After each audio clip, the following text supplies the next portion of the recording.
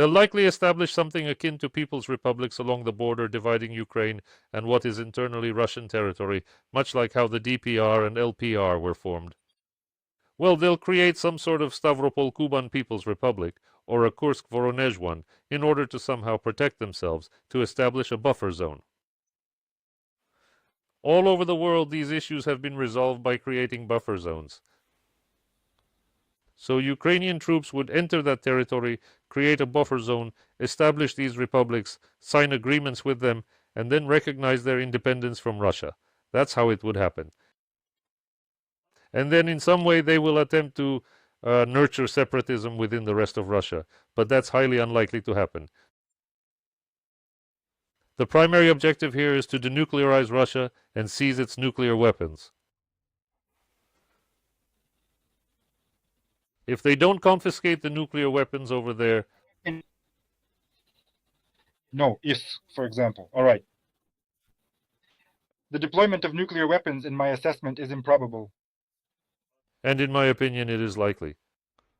But a loose cannon KGB agent can do absolutely anything because he is unhinged. You understand, during the Soviet era, back in Soviet times, when Stalin was in power, when Khrushchev was there, when Brezhnev was leading the Cold War existed.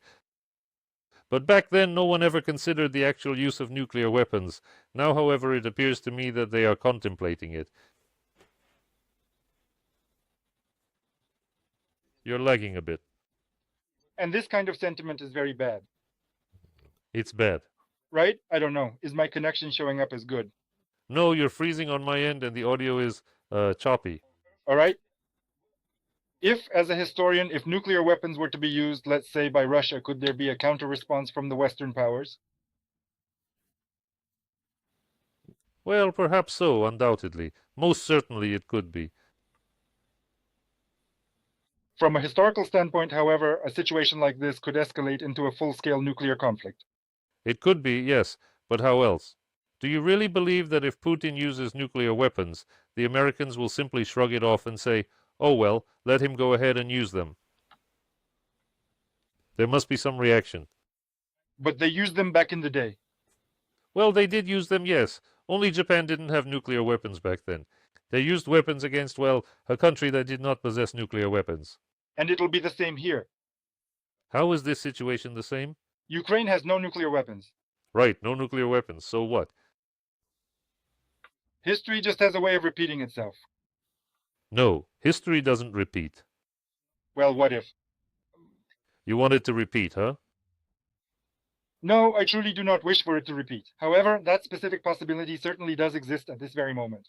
So Russia launches a nuclear strike and the US will simply say, oh well?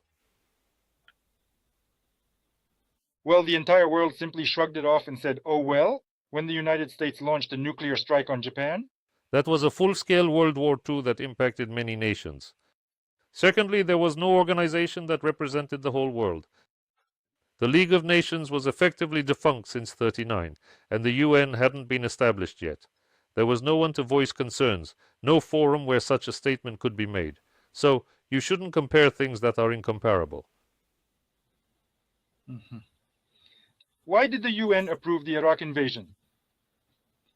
Under a false pretext? What's a fabricated pretext? Well, it was a fabricated pretext as far as I know that Iraq had chemical weapons, chemical bases. Well, it wasn't there. No, it wasn't. The person shaking that test tube was saying something entirely different. Find the video. See what he said. Right. Why weren't the United States called to account when nothing was discovered? Why were no actions taken against them at that time? What exactly are we discussing now? Once again, we're straying from the topic. We are currently debating that if Russia were to deploy nuclear weapons to defend its citizens and to lessen their casualties on the front lines. Which citizens? What losses? Russia would only resort to a nuclear strike because it would have no other options available. And the protection of Russian speakers and all that, these are nothing but old wives' tales. I say this because, you know, when you watch American films about the use of nuclear weapons, Americans deployed them on Hiroshima and Nagasaki to prevent senseless casualties, millions of casualties during an invasion of Japanese territory. We'd rather unleash a nuclear inferno. Indeed. Through that, they exerted psychological pressure on the emperor. The emperor gave the order to stand down and withdrew from the war. So what went wrong? So why wouldn't our loose cannon KGB agent do exactly the same thing? Well, the unhinged grandpa is doing it. He will just sit there, as he always does, with his impassive face, to protect our citizens and to minimize our losses. Right. We are quite familiar with those fairy tales. But we're not talking about fairy tales or justifying them, but about the consequences of a real nuclear strike. Why on earth would the United States and the entire Western world initiate a nuclear war? Are they ready to die for a piece of Ukraine? And who said they would be dying for pieces of Ukraine? Well, how many nuclear missiles? They will target the centers for making decisions, and that will be the extent of it. Also, a few factories that manufacture nuclear weapons. So you are trying to say that, from a purely historical viewpoint, Russia won't be prepared for such an attack? Is it ready? I can't say from a historical standpoint whether it's ready or not. From a historical perspective, I can only really comment after these events have transpired, perhaps 50 or 70 years later, once we've had the chance to truly analyze them. That would yield a truly historical answer, but at this very moment I cannot say whether it is prepared or not. It has nuclear weapons that are, so to speak, capable of firing. But whose? They need to be maintained. It's not certain they'll fire. Let's start there. I agree, yes. So what we're discussing now is unclear to me. Well, these crucial decision-making centers indeed those and other critical facilities. The most extreme measures, which include the application of weapons of mass destruction, that, in my opinion, is currently the most critical consideration. When that boundary is crossed, when will that particular red line be officially crossed? Well, we don't know that. Nobody knows. Nobody knows. We probably need to do something so that... But a loose cannon KGB agent wouldn't let that happen. Our society is silent. But society already has. It's been vocal about it for a while. Since 2008? It was talking? By walking around Manizhnaya with flashlights? What do you propose? Wielding weapons? There's no other alternative. And the flashlights aren't working. Do you understand? The flashlights simply aren't working. You are behaving in the same manner as everyone else. And what do you suggest?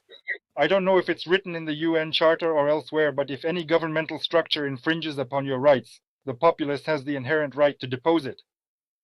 Exactly. That's from the declaration of the French Revolution. And to depose it in the most brutal and fierce manner possible. This is exactly what I'm talking about. It's just unbelievable, I mean. The right of the people. People are always displeased. The populace will invariably find something to grumble about. Yet when the specter of nuclear conflict and the very annihilation of mankind loom large, our Russian citizenry ought perhaps to deeply ponder such implications, or alternatively simply exclaim, "Ah!" The Russia Troika is flying fast, as Gogol himself said, right? Or where is this Russia Troika heading at such a speed? Let it rush then, right? Well, if it's nuclear war, then so be it. To hell with it, right? But as if from the nuclear age. This is truly an infantile society, listen. An infantile society that is even anticipating a nuclear strike and believes that they will face no consequences for such actions. Even if the Americans, for example, even if the Americans don't retaliate, right? I mean, nuclear weapons don't just affect if they drop them on Ukraine. There's wind, you know. Do you remember the Chernobyl experience? Like, how much of the entire northern hemisphere ended up being covered in that fallout? Thus, by firing at Ukraine, they are essentially firing at themselves. Yet the general public fails to grasp this concept. The population does not want to take into account the actual real experience, this experience that was very recently gained. It means death for all, yet the people just sit, "Oh well, let the Russia Troika fly." No, they're not sitting there saying, "Oh well," I was saying. Then where's the evidence? Do you know what they say? Kitchen talk? Kitchen talk? You know what they say? We had kitchen talk in Soviet times too. That they hope our death is as quick as possible. Ugh, let them go hang themselves. No, hanging yourself is a conscious choice, but here you're just sleeping and you get vaporized. A typical Russian approach. You're probably not ethnically Russian, you see? You see, I am ethnically a half-blood, half Russian and half Ukrainian myself. I understand that Russians are a bit off their rocker in that respect. See, you're probably not pure Russian either, right? I'm not pure Russian. There, that's why you can think rationally. So what is it, some kind of idiocy gene in the nation or what? Well, I wouldn't call that pure idiocy myself. Then what is it? It is precisely that element of compassion, that note of patience, which is so characteristic of the Russian people. Unbelievable. And that's, instead of slaying the mistress, Gerasim drowning Mumu, his dearest friend, into the river, right? That's your hint of compassion? Great compassion. He truly loves his mistress. Gerasim didn't have to kill Mumu. He could have simply removed her from that place. Yeah, at least he could have hidden her somewhere. But he chose. That hint of his compassion. And yet, how many dogs and cats do we have thrown out on the street and they live on for many, many years? Yes, he drowned her out of pity. But that's not from a feeling of compassion. It stems from a sense of foolishness that he failed to come up with a better. That's exactly what I'm saying, that maybe this is, forgive me for saying so, but perhaps it's an idiotic nation, isn't it? Well, no, wait. So, have you seen that American film, Don't Look Up? The one called Don't Look Up? Sorry, no. We'll talk another time. Thank you, goodbye. Oh, take care. Akomi Permyak, good heavens, an uninformed person will just scroll past these YouTube chats.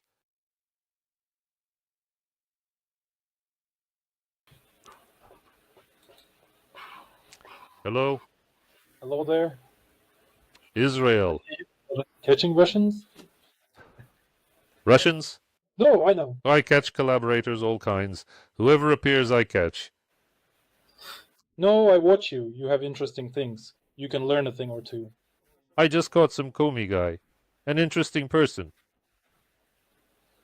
Because he knew history? No, he's hoping for the collapse of Russia. I wanted to talk to you. Well, you probably know more about it than I do. But this collapse of Russia... I'll just explain my opinion, okay? And you can tell me if it's right or wrong. Well... But we just don't know what the right way is here. I'll just say it. No, what I mean is, well, look at Europe, right? For example, it was moving more or less towards some democratic values, like, I don't know, France, right? How many revolutions did it have? For 200, 300 years, they tried to find some, well, some kind of path, and it seems they found it.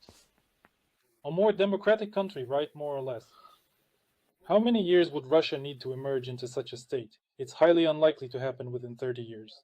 None. It has no democratic traditions. And it's unlikely. Well, history depends on the will of the people, of course. But traditions weigh them down. Although, if we consider the experience of Israel, they essentially built a state from the ground up, a sufficiently democratic one.